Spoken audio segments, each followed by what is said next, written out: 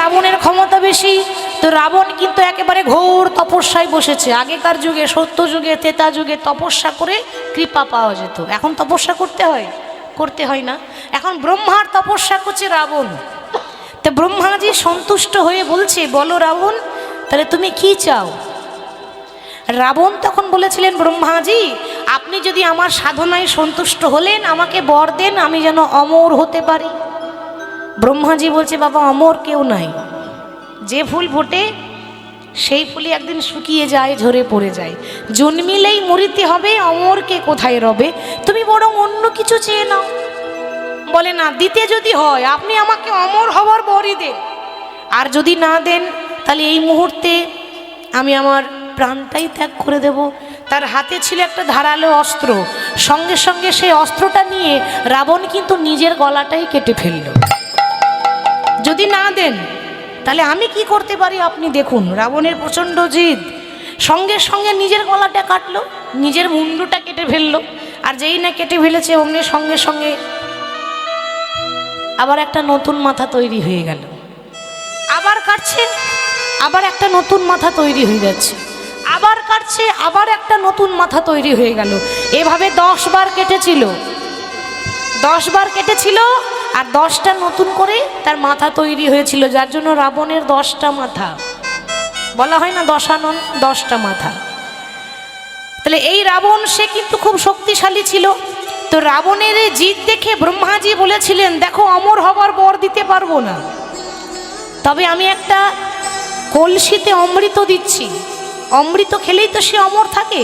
তো অমৃত তুমি খেতে তো পাবে না, কিন্তু এই অমৃতের কলস তোমাকে যত্ন করে তোমার বাড়িতে রাখতে হবে বা তোমার নাভিতে রাখতে হবে। এই দুটি জায়গায় যতদিন তোমার কাছে এই অমৃতের কলস থাকবে, ততদিন ভগবানেরও ক্ষমতা নাই যে তোমাকে বধ করে দিই।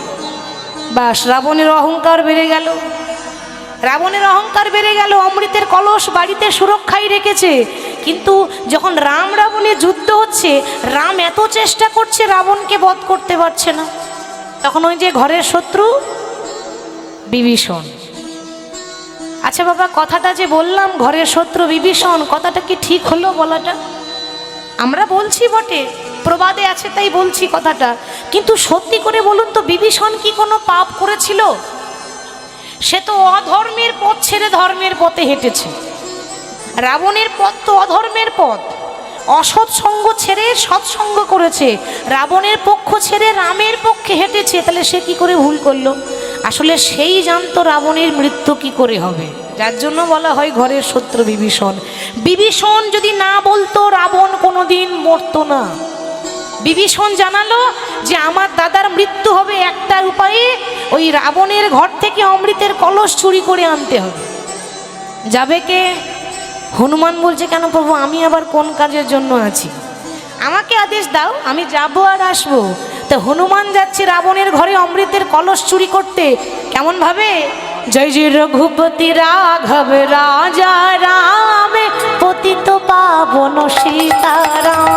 রঘুপতি রাঘব রাজা রাম, পতিত পাবন সীতারাম। রঘুপতি রাঘব রাজা রাম, পতিত পাবন সীতারাম। জয় জয় রঘুপতি রাঘব রাজা রাম, পতিত পাবন সীতারাম। সীতারাম জয় সীতারাম, জানকী বল্লভ রাজা রাম। সীতারাম বলো সীতারাম, জানকী বল্লভ সীতারাম। সীতারাম জয় সীতারাম, জানকী বল্লভ রাজা রাম। জয় রঘুপতি, জয় রঘুপতি রাঘব রাজা রাম, পতিত পাবন সীতারাম।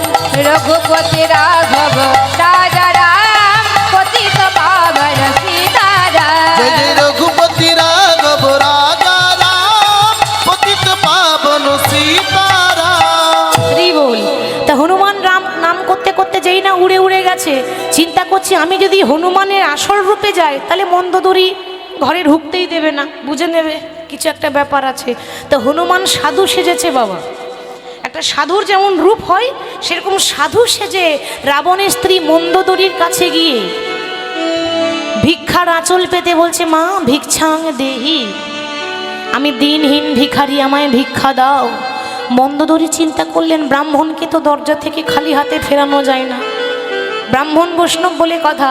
সঙ্গে সঙ্গে তিনি যখন তণ্ডুল আনতে গেলেন, মানে ভিক্ষার জন্য যা যা লাগবে যখন ভেতরে আনতে গেছে, হনুমান সঙ্গে সঙ্গে ঘরের ভেতরে প্রবেশ করে রাবণের অমৃতের কলসটা চুরি করে নিয়ে যাচ্ছে। আর যেই না চুরি করে নিয়ে উড়তে যাবে, হনুমান তো উড়তে জানে, তাই যখন উড়তে যাবে তখন মন্দোদরী চিনতে পেরেছে। আর যেই না চিনে নিয়েছে অমনি বলে উঠলো, হনুমান, হনুমান, তুই এত বড় অপরাধ করতে পারলি বাবা? হনুমান তখন বলল, মা, কিসের অপরাধ? বনের পশু হয়ে সাধু সেজেছি সেটা অপরাধ, নাকি সাধু হয়ে চুরি করেছি সেটা অপরাধ?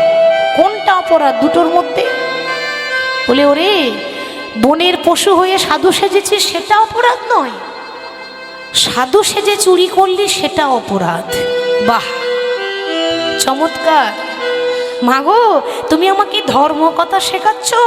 সাধু হয়ে চুরি করা যদি অপরাধী হয়ে থাকে, সেদিন তোমার ধর্ম কোথায় ছিল? যেদিন তোমার স্বামী রাবণ সাধু সেজে আমার মা সীতাকে হরণ করে নিয়ে গেল, সেদিন তো তুমি প্রতিবাদ করোনি, আজ তুমি প্রতিবাদ করলে।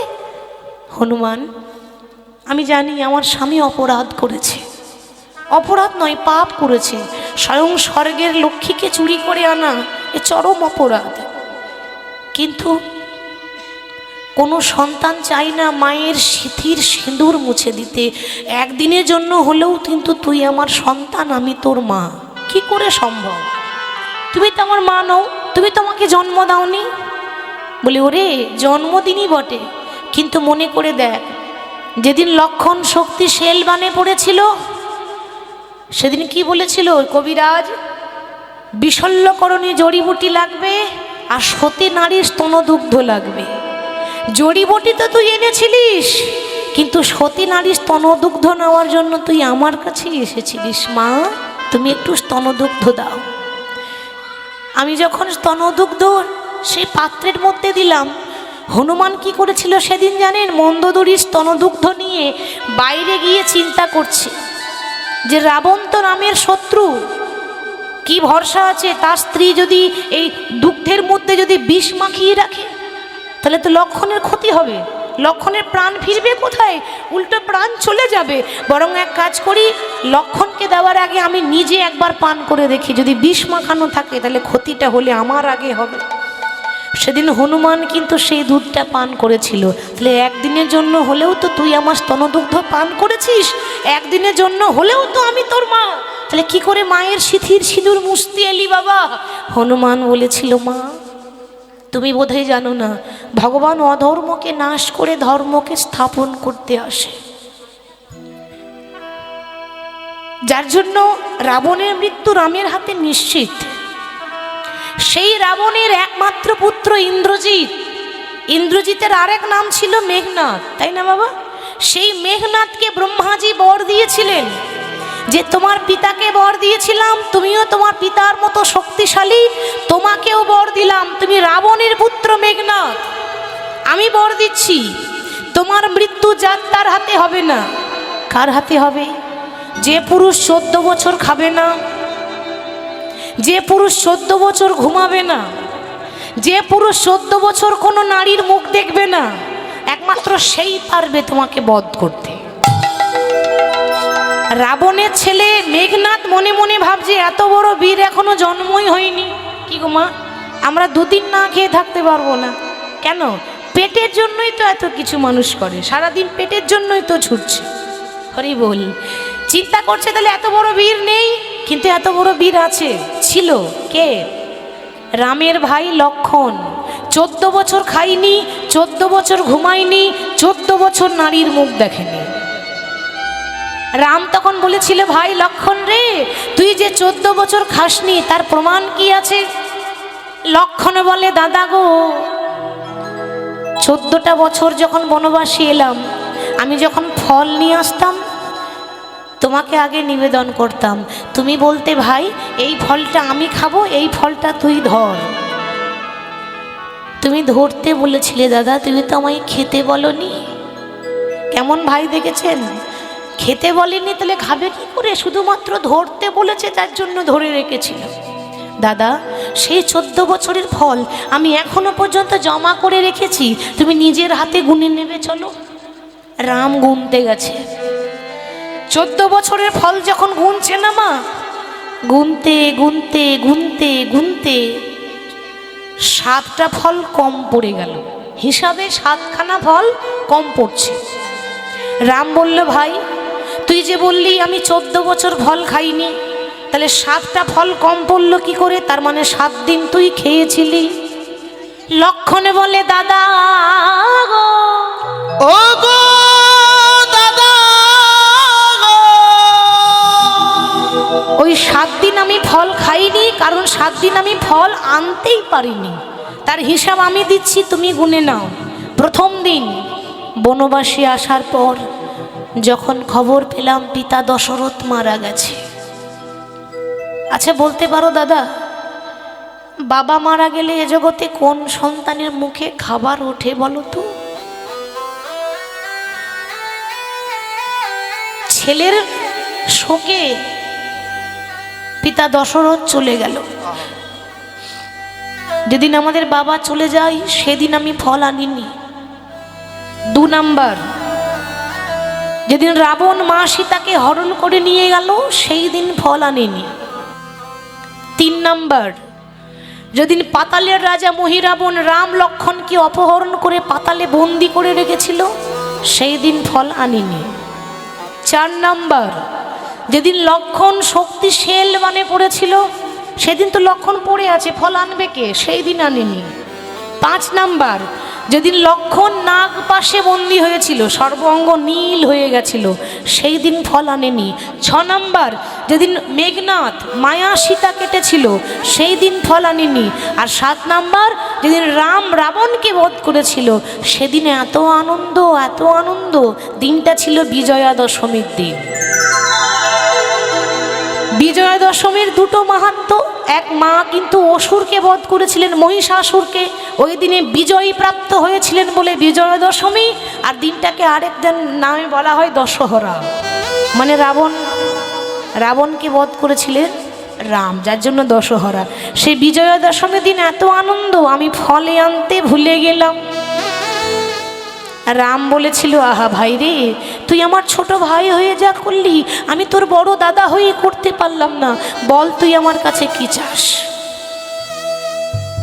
লক্ষণ সে কিন্তু দাদাকে বড় ভালোবাসে, কারণ সে জানে জ্যেষ্ঠ ভ্রাতা পিতৃতুল্য। জ্যেষ্ঠ ভ্রাতা পিতৃতুল্য মানে বাবার সমতুল্য, বাবার পরের জায়গা বড় দাদাকে দেওয়া হয়।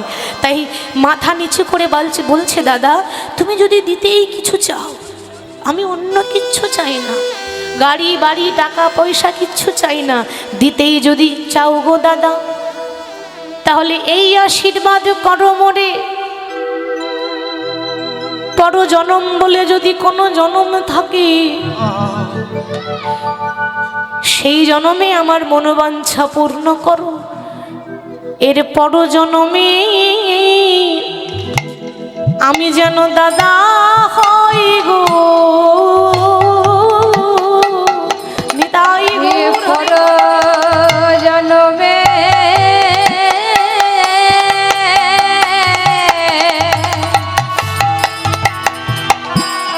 যেন দাদা হই গো।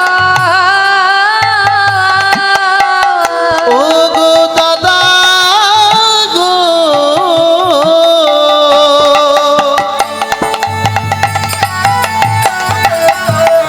পর জনমে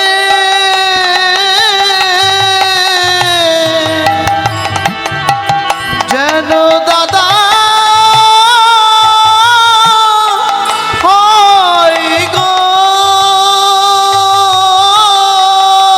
দাদা এই আশীর্বাদ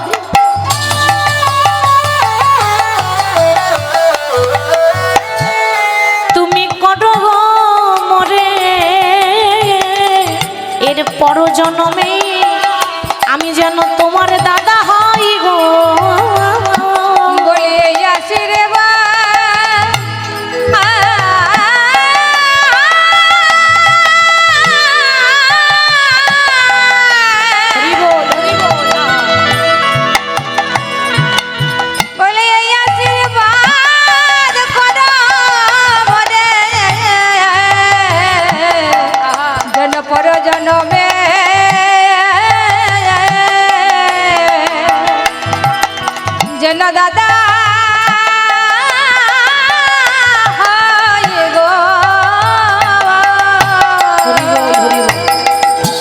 পরজন্মে আমি যেন তোমার দাদা হই।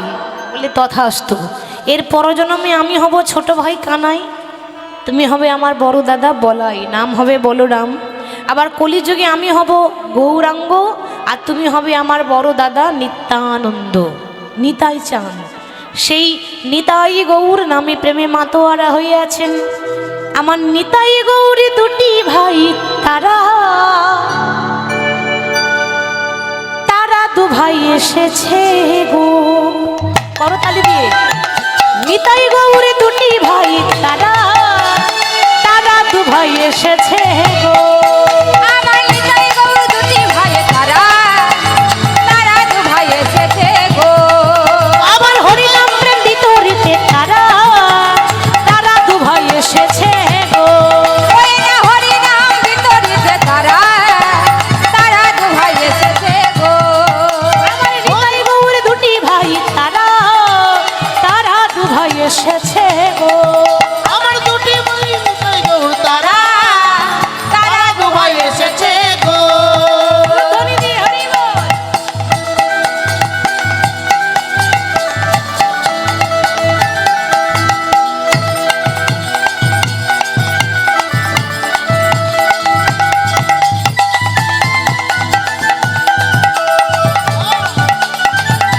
হরি বল।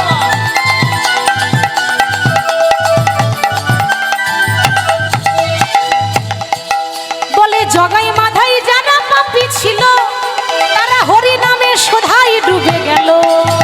জগাই মাদায় তারা পাপী ছিল, হরি নামে তারা ডুবে গেল। জগাই মাধাই জানেন তো, প্রত্যেক দিন মদ্যপান করতো, মনে মদ খেত কত অবাক, একটু একটু নয়। যারা ৮০ হারা মদ্যপানে কইল, হরি নামে তারাও ডুবে গেল।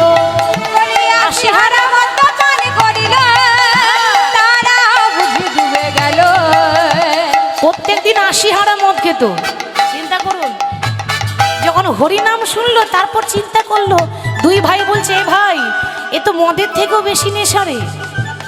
হরিনাম এমন একটা নেশা, এ মদের নেশা, মদ তো রাত্রেবেলায় খাবো, সকালবেলায় নেশা চলে যাবে, ঠিক তো? আর এ আবার এমন নেশা, একবার লাগলে সারা জীবন ছাড়বে না।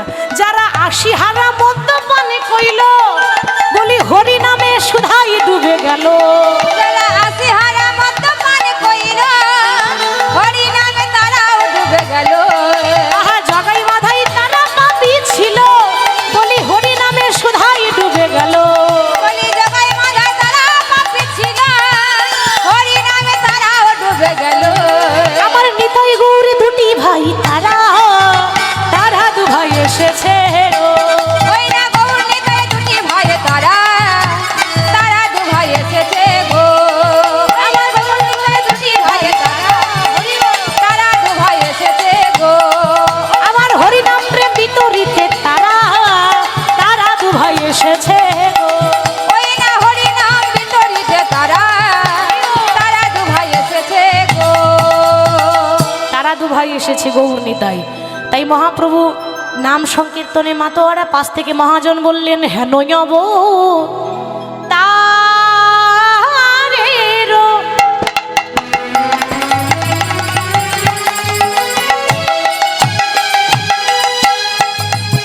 আহা তুলনা দিতে নারী। ওই না হেনয়ব তারে।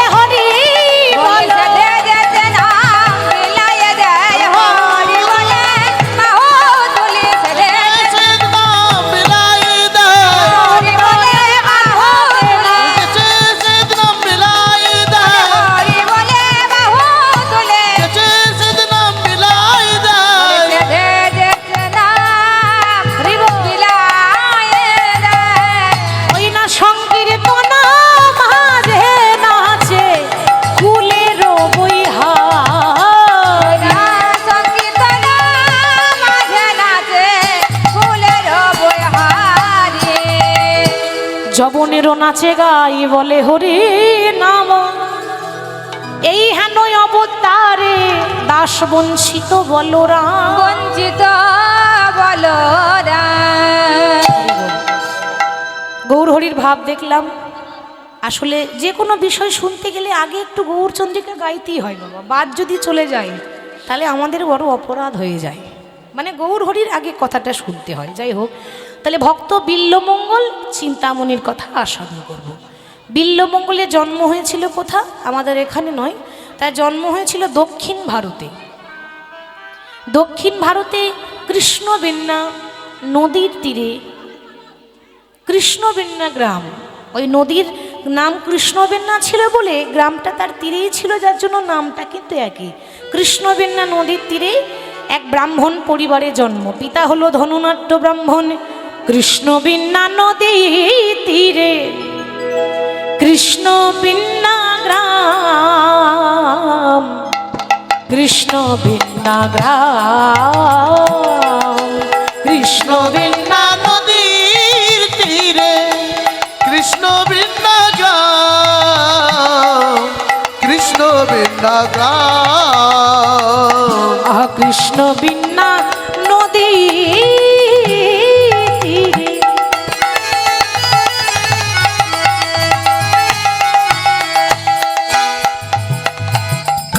কৃষ্ণবেন্না গ্রাম, কৃষ্ণবেন্না গ্রাম। ওরা কৃষ্ণবেন্না নদীর তীরে কৃষ্ণবেন্না গ্রাম, কৃষ্ণবেন্না গ্রাম। ওই না তথায় জন্ম নিল, ওই না তথায় জন্ম নিল, তথায় জন্ম নিল, তথায় না জন্ম দিল। বিল্ল ঠাকুর নাম, বিল্ল ঠাকুর নাম। ওই না তথায় জন্ম নিল, বিল্ল ঠাকুর নাম, বিল্ল ঠাকুর নাম। এই ভব মাঝারে জন্ম নিল, এই ভব মাঝারে জন্ম নিল। এই ভব মাঝারে জন্ম নিল। ভব মাঝারে জন্ম নিল। হরি বলবে আর বলাবে বলে এই ভব মাঝারে জন্ম নিল। ওই না বলবে আর বলাবে বলে ভব মাঝারে জন্ম নিল। ওই না তথায় জন্ম নিল, তথায় জন্ম নিল, বিল্ল ঠাকুর নাম, বিল্ল ঠাকুর নাম। কৃষ্ণবেন্না নদীর তীরে কৃষ্ণবেন্না গ্রামে ব্রাহ্মণ পরিবারে বিল্ল ঠাকুরের জন্ম হলো। কিন্তু বাবা, কার কপালে কি লেখা আছে কেউ বলতে পারে না। কেন জানেন? তার পিতা ধনুনাট্য ব্রাহ্মণ, মাতার নাম এখনো পর্যন্ত পাওয়া যায়নি। যদি কখনো পেয়ে থাকি তাহলে বলবো।